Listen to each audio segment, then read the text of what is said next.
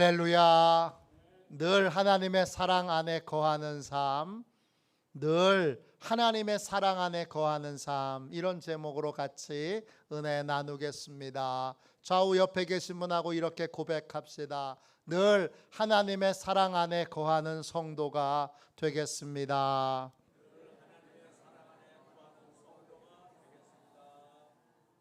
할렐루야. 네, 이제 절 보세요. 오늘 함께 읽은 말씀은 히브리서입니다. 히브리서는 편지를 쓰신 분이 누군지 정확하게 모릅니다. 히브리서는 예수 그리스도의 위대함을 소개하고 있습니다. 내가 믿고 의지해야 될 유일한 분은 위대하신 예수님이다. 이것이 히브리서의 결론입니다. 히브리서는 여러분 다 읽어보셔서 아시지만 상당히 어렵습니다. 언젠가 하나님이 또 허락해 주시면 히브리서를 잘 강해해 보고 싶습니다. 히브리서 맨 마지막에 3장 11장, 12장, 13장은 거듭난 그리스도인들이 어떻게 살아야 하는지를 소개합니다. 11장은 믿음으로 살라고 믿음의 삶을 소개합니다. 12장은 소망을 가지라고 소망의 삶을 소개합니다. 13장은 사랑으로 행하라고 사랑의 삶을 소개합니다.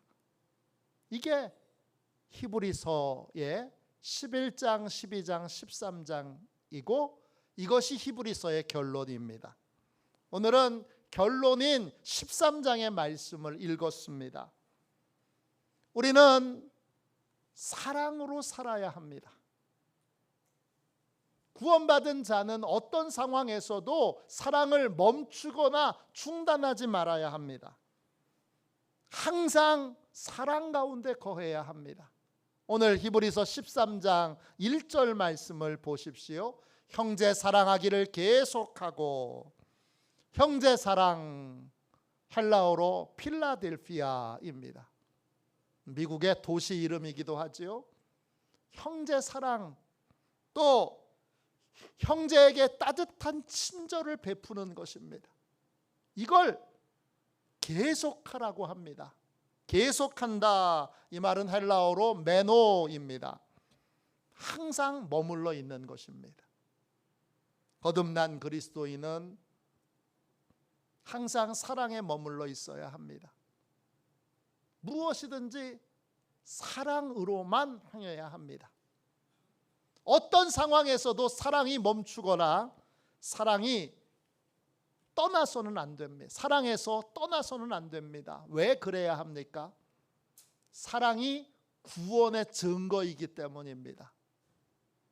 또 사랑이 예수 그리스도와 지금 연합해 있는 증거이고 예수 그리스도와 생생한 살아있는 교제를 나누고 있다는 증거가 사랑이기 때문입니다. 요한일서 3장 14절입니다. 우리가 형제를 사랑함으로 사망에서 옮겨 생명으로 들어간 줄을 알거니와 사랑하지 아니하는 자는 사망에 머물러 있느니라. 형제를 사랑하는 것이 내가 사망에서 생명으로 옮겨진 증거예요. 교회에 다니면서도 신앙생활을 한다고 하면서도 여전히 미움 가운데 있으면, 교회 안에서 미움으로 서로 증오하고 다투면 사망에 머물러 있는 겁니다. 내가 거듭났다는 확실한 증거는 사랑입니다. 또 예수님을 믿고 따르는 제자가 되었다는 증거도 사랑이라고 말씀하셨습니다.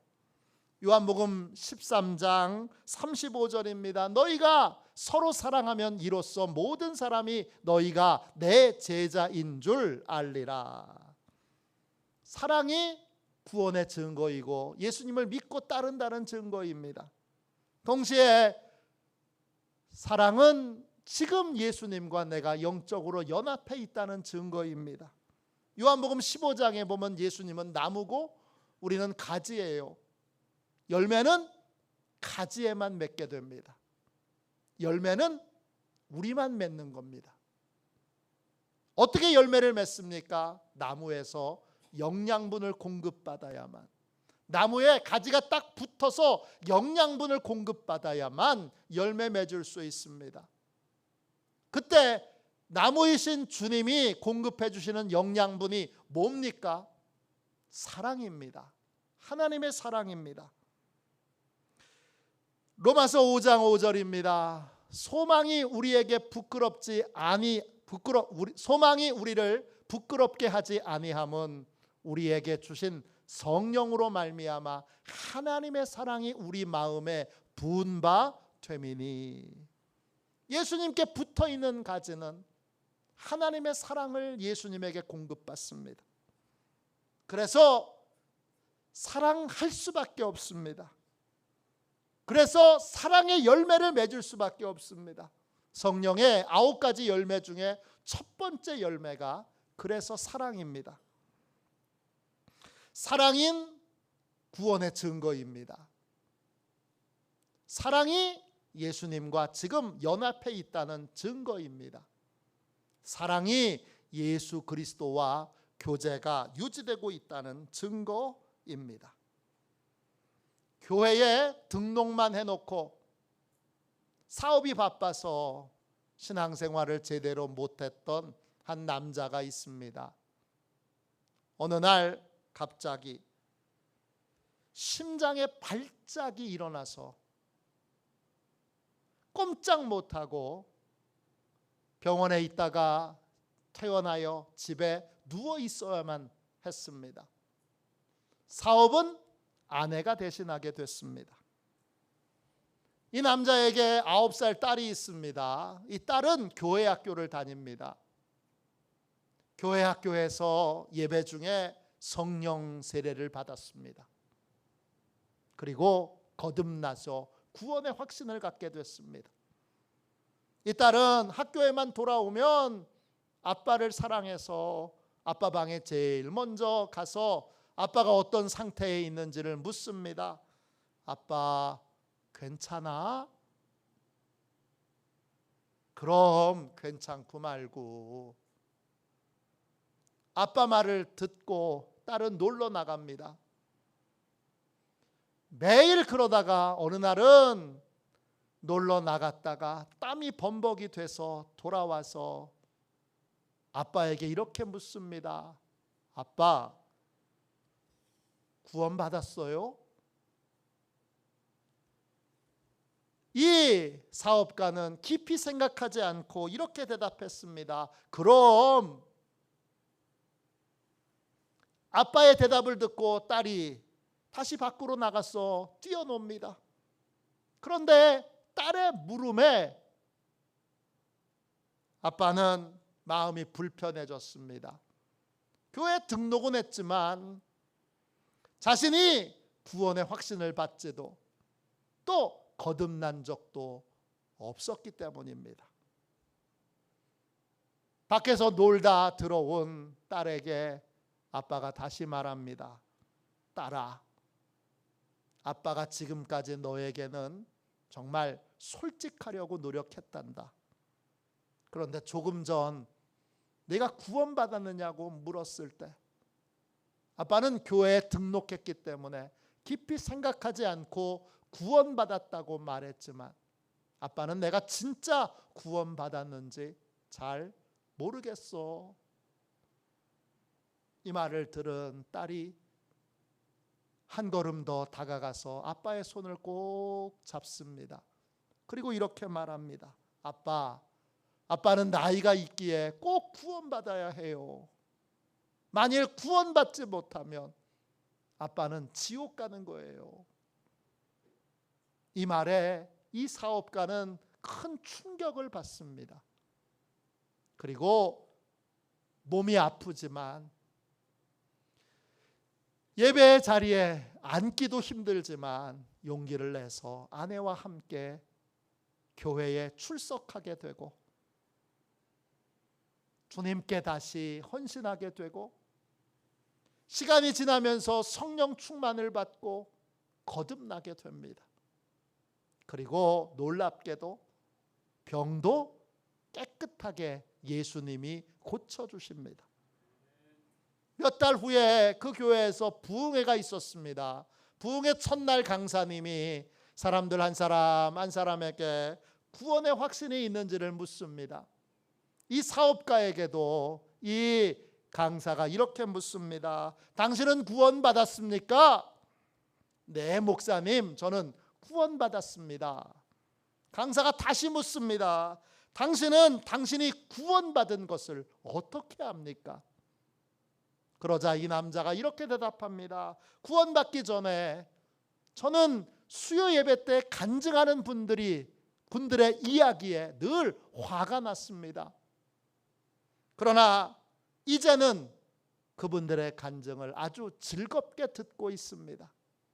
이 남자가 출석하는 교회는 수요 저녁 예배 때 설교하기 전에 꼭 성도들이 나와서 간증하는 순서가 있습니다.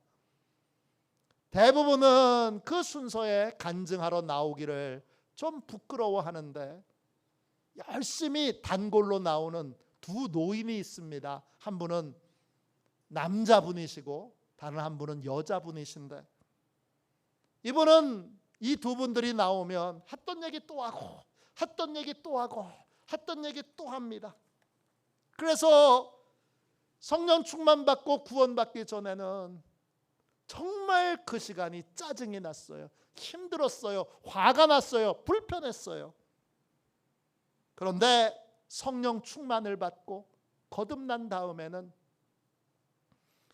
이분들이 어떤 상황에서 이런 이야기를 하는지를 알게 되었으니까 그 간증이 너무나 즐겁고 기쁜 시간이 됐습니다.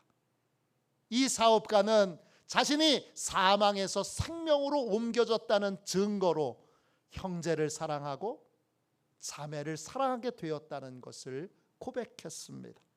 구원받기 전에는 내 감정, 내 느낌, 내 생각에 주목했다면 구원받은 다음에는 주님께 집중하게 되니까 주님이 하나님의 사랑을 풍성하게 부어주셔서 그래서 그 노인들의 간증, 했던 말 또 하고 했던 말 또 하고 했던 말 또 했던 그 간증이 조금도 불편하지 않고 주님의 마음으로 보니까 기쁘게 이 노인들의 간증을 듣게 된 것입니다.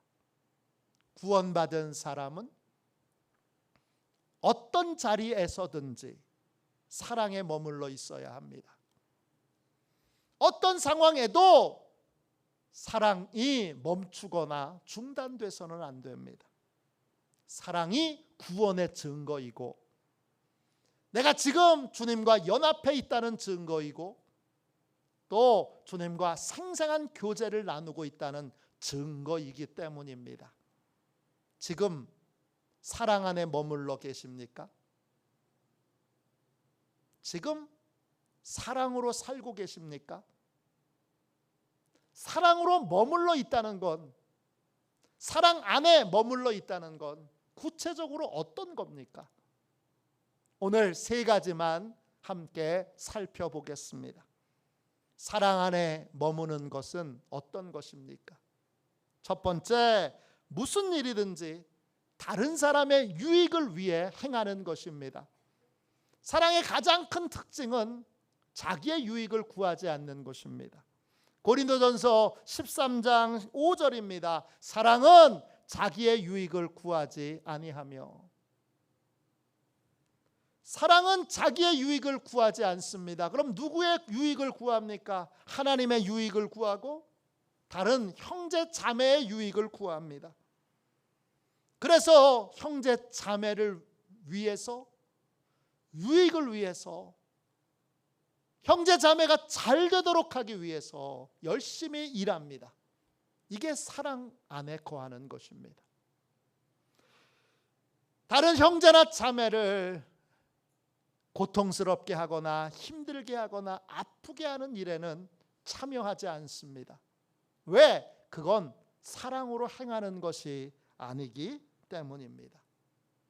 다윗은 사울 왕을 죽일 기회가 여러 번 있었는데 사울 왕을 죽이지 않았습니다. 부하들에게도 죽이지 말라고 합니다. 그는 이렇게 말합니다. 역대상 16장 22절입니다. 나의 기름 부은 자에게 손을 대지 말며 나의 선지자를 해하지 말라. 다윗은 타락했고 자기에게 큰 고통과 손해를 주었고 여러 번 죽이려고 했던 사울 왕에게 손을 대지 않습니다. 사울 왕을 멸망시키는 일에 참여하지 않습니다. 사울 왕을 해치는 일에 참여하지 않습니다. 도리어 끝까지 사울 왕을 사랑하고 사울 왕의 유익을 위해서 일합니다. 사울 왕은 허물이 많았지만 다윗은 끝까지 사랑으로 그 허물을 덮었습니다. 베드로전서 4장 8절입니다. 무엇보다도 뜨겁게 서로 사랑할지니 사랑은 허다한 죄를 덮느니라. 사랑은 자기의 유익을 구하지 않습니다. 하나님과 다른 사람의 이익을 위해서, 유익을 위해서만 일합니다. 나를 괴롭게 하고 힘들게 하는 사람이라도 그 사람의 유익만을 위해서 일하지, 그 사람이 아프도록, 상처받도록, 고통을 겪도록, 패배를 겪도록, 실패하도록 일하지는 않습니다. 이것이 사랑 안에 거하는 것입니다. 저는 1997년도 2월에 충청북도 충주시 신리면 방주교회에 첫 번째 목회지로 부임했습니다. 방주교회는 농촌교회 치고는 원래 꽤 규모가 있는 교회였는데 교회가 세 개로 갈라졌습니다. 방주교회는 감리교회고, 다른 한 교회는 성결교회고, 또 다른 한 교회는 장로교회입니다. 다른 교회에 어려움이 생길 때마다 방주교회 성도들은 이렇게 말했습니다. 교회 쪼개서 나가니 하나님이 복 주실 리가 없지. 세 교회가 늘 같은 말을 했습니다. 다른 교회가 어려움이 생길 때마다 하나님의 공의가 실현된 것처럼 그렇게 말했습니다. 저는 세 교회가 공의 부응하려면 이런 태도부터 바꿔야 한다는 확신을 갖게 됐습니다. 예수님은 전도자들에게 평안을 심고 평안을 거두라고 말씀하셨습니다. 마태복음 10장 12절 13절입니다. 또 그 집에 들어가면서 평안하기를 빌라. 그 집이 이에 합당하면 너희 빈 평안이 거기 임할 것이요 만일 합당하지 아니하면 그 평안이 너희에게 돌아올 것이니라. 전도자가 방문하는 집마다 평안을 빌어주고 평안을 심어주면 평안이 합당하면 그 집에 임할 거고 합당하지 않으면 돌아서 전도자와 전도자의 가정에 임하게 될 것이라는 겁니다. 평안을 심고 평안을 거두라는 것입니다. 다른 사람을 위해 평안을 빌어주면 그 평안이 그대로 나한테 온다는 것입니다. 반대로 다른 사람에게 비난과 저주와 욕을 하면 어떻게 될까요? 그것도 돌아오지 않겠습니까? 누군가에게 비난과 저주와 욕을 퍼붓는 것은 멈춰야 됩니다. 반드시 멈춰야 됩니다. 반드시 끝맺어야 됩니다. 아무리 잘못했어도, 아무리 악행을 저질렀어도 우리는 비난과 저주와 욕을 하지 말아야 합니다. 왜냐? 그게 그대로 나한테 돌아오기 때문입니다. 우리는 그런 말들을 멈추고 축복의 말, 평안의 말, 격려의 말, 위로의 말, 형통의 말을 해야 합니다. 그러면 나도 축복과 평안과 격려와 위로를 받게 됩니다. 할렐루야. 저는 이 진리를 굳게 믿습니다. 그래서 성결교회 목사님, 여자 목사님이신데 찾아갔습니다. 또 장로교회 목사님 찾아갔습니다. 제가 제일 어립니다. 찾아가서 우리 이렇게 서로 비난하고 욕하고 저주하는 거 멈추자고 말씀드리고, 먼저 형제교회로 호칭부터 바꾸자고 제안하고, 그리고 함께 회개하고 이제는 서로 축복하는 교회가 되도록 결단하는 부흥회를 열자고 부탁드렸습니다. 그래서 좋은 강사님을 모시고 저희 교회에서 세 교회가 연합한 부흥회가 열렸습니다. 오래간만에 예배의 자리에 쪼개졌던, 찢어졌던, 서로 반목했던 분들이 모여서 회개했습니다. 그리고 서로 축복해 주기로 결정했습니다. 이제 교회에 좋은 일이 있으면 화환도 보내고 축사하러 가기도 하고, 또 자주 세 교회 목회자들이 모여서 식사도 하기로 했습니다. 그렇게 그 부흥회에 하나님이 큰 은혜가 임했습니다. 다 울면서 얼마나 행복해했는지 모릅니다. 그 후에 방주교회는 매년 지방회에서 놀랄 만큼 교회가 매년 성장했습니다. 제가 봐도 놀랄 정도로 그렇게 크게 성장했고, 제가 첫날 부임했을 때는 노인들만 계시지만 마치 설교를 벽에다 대고 하는 것처럼 냉랭한 분위기였는데, 예배 분위기가 온화하게 따뜻하게 바뀌었습니다. 청소년들이 몰려오게 됐고 청년들이 몰려오게 됐고, 또 충주 시내에서 교회까지 22분 걸리는데 충주 시내에서 교인들이 이 시골 교회까지 찾아오게 됐습니다. 사택도 새로 짓게 됐고 교회 전체적인 분위기가 할 수 있다, 해보자, 이런 분위기로 바뀌었습니다. 사랑은 자기의 유익을 구하지 않는 것입니다. 하나님의 유익을 구하는 것이고 다른 형제와 자매의 유익을 구하는 것입니다. 말부터 바꿔야 합니다. 험담의 말, 고발의 말, 저주의 말 버려야 됩니다. 축복의 말, 응원의 말, 격려의 말을 해야 합니다. 다른 형제 자매에게 해가 되는 일에는 절대 참여하지 마십시오. 정의의 이름으로 해를 끼치는 사람들이 있습니다. 그런 일에 참여하지 마십시오. 그건 사랑 안에 거하는 것이 아닙니다. 다른 형제 자매의 유익만을 위해 행하고 기도하고 축복하는 것, 이게 사랑 안에 거하는 것입니다. 사랑 안에 거하는 저와 여러분이 되시기를 주님의 이름으로 축원합니다. 두 번째, 사랑 안에 거하는 것은 무엇입니까? 어떤 사람이든지 환영하고 후하게 대접하는 것입니다. 2절 말씀을 보십시오. 히브리서 13장 2절입니다. 손님 대접하기를 잊지 말라. 이로써 부지 중에 천사들을 대접한 이들이 있었느니라. 사랑은 환영하는 것이고 후히 대접하는 것입니다. 손님 대접하기를 잊지 말라 그랬습니다. 손님 대접은 헬라어로 필로제니아입니다. 낯선 사람을 두 팔을 벌려서 환영하고 후하게 대접하는 것입니다. 이게 필로제니아입니다. 이걸 잊지 말아야 합니다. 잊는다라는 말은 헬라어로 에필란타노마이입니다. 뜻은 마음이 흩어져서 중요하게 여겨 마음에서 집중하여 기억해야 되는데 마음이 흩어져서 잊어버리는 걸 말합니다.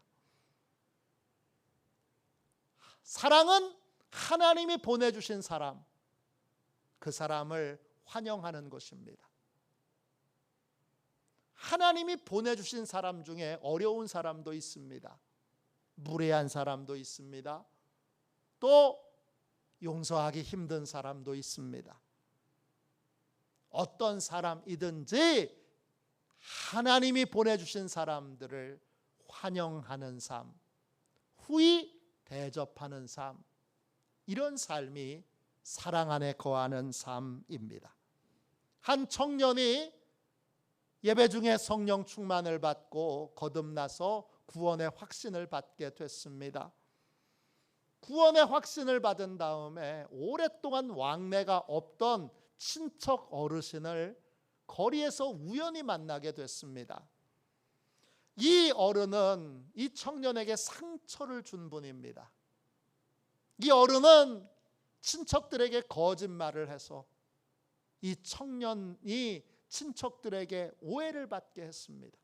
그 일로 왕래가 끊어졌고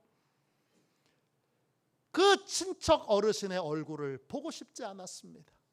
그런데 우연히 거리에서 만나게 된 것입니다. 멀리에서 그 친척 어르신이 오는 것을 보고 이 청년이 평소 같았으면 얼른 다른 골목길로 돌아갔을 겁니다. 왜? 만나고 싶지 않아서. 그런데 그날은 좀 달랐습니다. 그 친척이 어떻게 보였느냐? 악한 영에게 억압당해 있는 분으로 보였습니다. 그 어른이 거짓말을 한 건 본인이 한 게 아니라 악한 영이 시켜서 한 것처럼 느껴졌습니다. 또 이 친척 어르신도 예수님을 만나서 구원받아야 하는데 이 친척 어른에게 예수님을 전해줄 사람이 친척 중엔 자기밖에 없다는 생각이 들었습니다. 그래서 주님께 짧게 도와달라고 기도하고 도망가지 않고 그 친척을 만났습니다. 겸손하게 인사를 드리고 사랑의 눈빛을 보내며 이렇게 말했습니다. 제가 어르신을 얼마나 사랑하는지 알아주시면 좋겠습니다.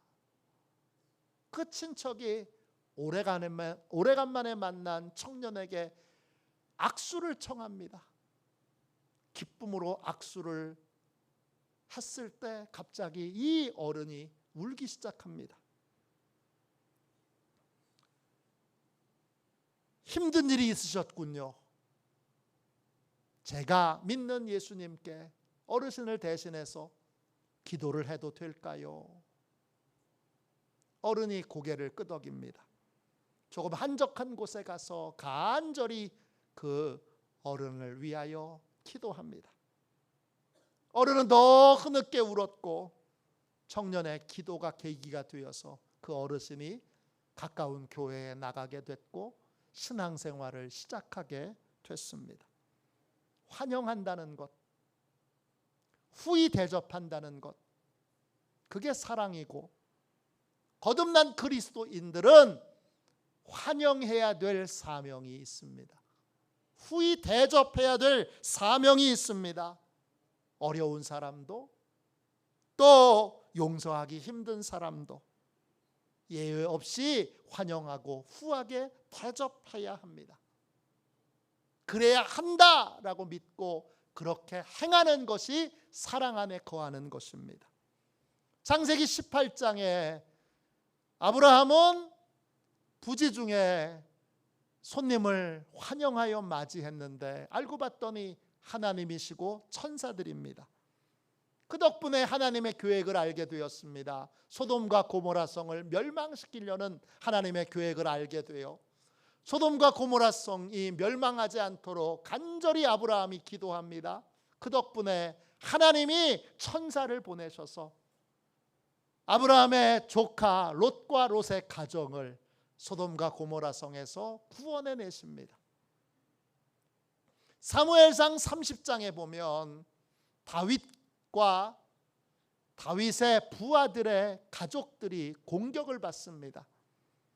아말렉 사람들에게 공격을 받고 가족들이 다 납치됩니다.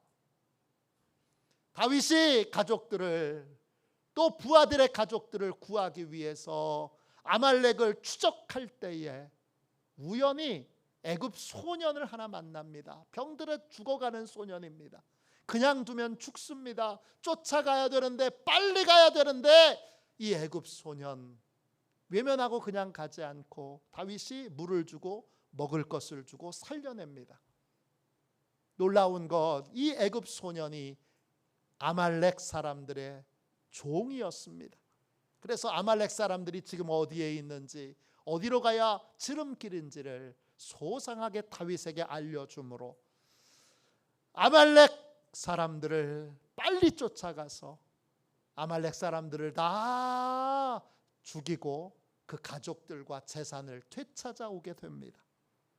하나님이 여러분 사랑 안에 거하는 사람, 환영하는 사람, 후히 대접하는 사람에게 은혜를 베풀어 주십니다. 늘 사랑 안에 거함으로 하나님의 풍성한 은혜와 복을 받는 저와 여러분이 되시기를 주님의 이름으로 축원합니다.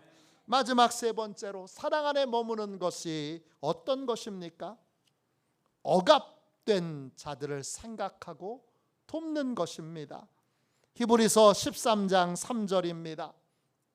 너희도 함께 갇힌 것 같이 갇힌 자를 생각하고 너희도 몸을 가졌은즉 학대받는 자를 생각하라.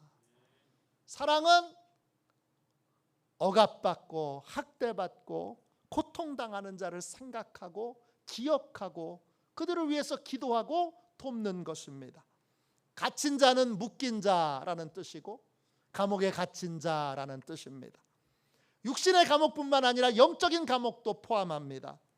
지금도 질병으로, 죄의 습관으로, 또 온갖 악한 것들에 의해 육체적으로, 영적으로 억압을 당한 사람들이 많이 있습니다. 그들을 생각하고 그들을 위해 기도하고 그들이 영적으로, 육적으로 묶여 있는 것이 풀려지도록 그렇게 하나님 앞에 기도하고 그들을 돕는 것을 돕는 것이 바로 사랑 안에 거하는 것입니다. 어떻게 돕습니까? 예수님을 전함으로 도와야 합니다. 왜냐? 모든 영적인 억압, 묶임을, 자유를 주시는 분이 예수님이시기 때문입니다. 예수님은 권세와 능력으로 기름 부음 받은 분입니다. 사도행전 10장 38절입니다. 하나님이 나사렛 예수에게 성령과 능력을 기름 붓듯 하셨음에 그가 두루 다니시며 선한 일을 행하시고 마귀에게 눌린 모든 사람을 고치셨으니 이는 하나님이 함께 하셨음이라. 성령의 기름 부음이 있는 곳에 모든 매임에서 자유케 되는 은혜가 있습니다. 이사야 10장 27절입니다. 그날에 그의 무거운 짐이 내 어깨에서 떠나고 그의 멍에가 내 목에서 벗어지되 기름진 까닭에 멍에가 부러지리라. 기름진 까닭에, 히브리어로 쉐멘입니다. 기름 부음 받은 까닭에, 이런 뜻이에요. 성령의 기름 부음이 임하는 곳에 침이 벗겨지는 은혜가 있고 멍에가 벗겨지는 은혜가 있고 멍에가 부서지는 은혜가 있습니다. 사단과 인생의 여러 이유로 고통과 상처와 질병과 실패와 또 각종 죄의 습관 등등 여기에서 자유를 얻으려면 예수님을 만나야 하고 성령의 기름 부음을 받아야 합니다. 제 친구 목사 중에 아버님이 알코올 중독으로 청소년기에 대학생 시절에 고생을 많이 한 분이 있습니다. 이분의 어릴 적 꿈은 훌륭한 사람 되는 거, 잘 먹고 잘 사는 거 아닙니다. 딱 하나인데 아버지가 술 끊는 겁니다. 그런데 무릎을 꿇고 눈물로 호소해도 그런 날은 아버지가 술을 더 많이 먹습니다. 말로 안 되니까 편지를 써서 호소해도 소용이 없습니다. 용돈을 드리고 선물을 드려도 소용이 없습니다. 이 제 친구 목사님이 작은 돈으로 적금을 들었습니다. 100만 원 탔습니다. 그때 마침 누나가 결혼했습니다. 누나, 결혼하는데 쓰라고 100만 원 주고 싶은데, 잘 생각해 보니까 아버지가 누나 손잡고 결혼식에 들어가야 되잖아요. 아버지 참 면목 없겠다, 이런 생각이 들어서 자기가 누나한테 직접 주지 않고 아버지를 통해서 주려고 아버지께 이거 누나 결혼하는데 쓰라고 아버지가 주는 것처럼 해서 아버지가 주세요, 그렇게 간곡하게 부탁을 드리고 100만 원 드렸습니다. 그런데 그날로 아버지 노름해서 100만 원 날렸습니다. 그리고 술에 만취가 되어서 돌아왔습니다. 아버지의 술 끊는 건 거대한 벽입니다. 뭘 해도 안 됩니다. 친구 목사는 바로 목회를 못 나가고 신문사에 취직했습니다. 기자 활동을 하다가 남양주에 알코올 중독 전문적으로 치료하는 병원이 있다는 걸 알게 됩니다. 매월 80만 원씩 병원비를 들여 18개월 동안 자비를 들여 아버지 입원시킵니다. 그 병원에서 약물 치료, 상담 치료, 금단 치료 다 받았습니다. 18개월 끝에 병원에서 다 치료됐으니까 이제 아버지 모셔가세요, 연락이 왔습니다. 가족들이 기쁜 마음으로 누나, 매형 다 같이 가서 아버지 모셔왔습니다. 그리고는 어머니가 상다리가 부러지도록 음식 차리고 또 가족들이 눈물을 흘리며 아버지께 큰 절을 올립니다. 그 아버지가 평생 처음으로 제 친구 목사님에게 꼭 안아주면서 아들아 미안하다, 그렇게 말합니다. 너무 감격해서 아버지 수고 많이 하셨으니까 이제 행복하게 사세요, 그리고 용돈도 드렸습니다. 그 용돈 받아가지고 아버지 바람 좀 쐬러 나갔다 금방 올게 하셨는데 밤 늦게 되도록 안 왔습니다. 새벽 3시에 시골에 그 양철 대문 발로 누가 쾅쾅 치는 소리가 나가봤더니 아버지가 만취돼서 왔습니다.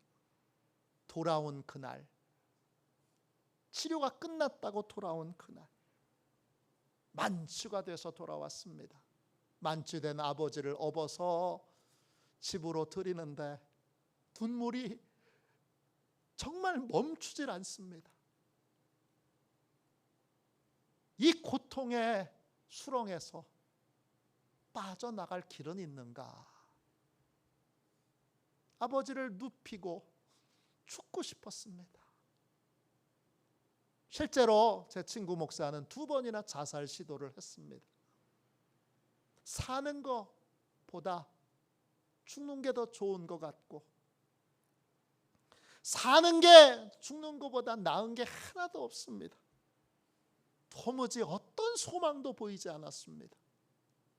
그랬던 그 아버지가 놀랍게도 예수님을 만나고 나서 알코올 중독에서 벗어나 술을 끊었습니다. 저도 여러 번 아버님을 뵀는데 얼마나 술만 안 드시면 얌전한 분이신지 몰라요. 잘생겼어요. 여러 번 만나고 또 같이 교제도 하고 기도도 드리고 했는데 지금은 술을 드시지 않아요. 어떻게 끊었죠? 기름 부음 받으신 주님을 만나니까 끊어지게 된 거예요. 성령의 기름 부음이 있는 곳에 모든 억압, 모든 매임에서 자유케 되는 능력이 임하게 됩니다. 우리는 예배 중에 성령의 기름 부으심이 있도록, 기도 중에 성령의 기름 부으심이 있도록, 설교 중에 성령의 기름 부으심이 있도록, 또 전도 중에 성령의 기름 부으심이 있도록 늘 기도해야 합니다. 우리는 예수님을 전해야 합니다. 다른 것을 돕기 전에 육적으로 영적으로 억압된 사람들이 너무나 많습니다. 그들에게 자유를 주시는 분은 예수님 한 분입니다. 예수님을 통하여 이 자유케 되는 은혜와 복이 임하도록 늘 기도하고 늘 예수님을 전하고 늘 예수님을 더 많은 사람들이 만날 수 있도록 성령의 기름 부으심을 더 많은 사람들이 경험할 수 있도록 간절히 기도하는 것이, 간절히 부르짖는 것이, 진심으로 헌신하는 것이 바로 예수님의 사랑 안에 거하는 것입니다. 우리는 구원받았습니다. 구원받았기에 늘 하나님의 사랑 안에 거해야 합니다. 사랑 안에 거하는 것이 구원의 증거이고 예수 그리스도와 연합해 있는 증거이기 때문입니다. 사랑 안에 거하는 것은 다른 사람의 유익을 위해 사는 것입니다. 교회 안에서 절대 다른 사람에게 해가 되는 일들을 하지 마십시오. 가정 안에서, 또 직장 안에서, 또 세상에서 다른 사람의 해가 되는 일엔 절대 참여하지 마십시오. 그게 아무리 정의로운 일처럼 보여져도 하지 마십시오. 우리는 사랑 안에 거해야 합니다. 또 만나는 모든 사람들을 환영하고 진심으로 후히 대접하십시오. 또 항상 억압된 자들을 기억하며 예수님이 필요한 자들을 기억하며 그들에게 예수님의 은혜가 임하도록 성령의 기름 부으심이 임하도록 부르짖어 기도하고 주님을 전하는 일을 멈추지 마십시오. 이것이 하나님의 사랑 안에 거하는 것입니다. 늘 하나님의 사랑 안에 거함으로 승리하는 삶을, 하나님의 사랑 안에 거함으로 형통한 삶을, 은혜를 베푸는 삶을, 또 다른 사람을 살리는 삶을 사는 저와 여러분이 되시기를 주님의 이름으로 축원합니다.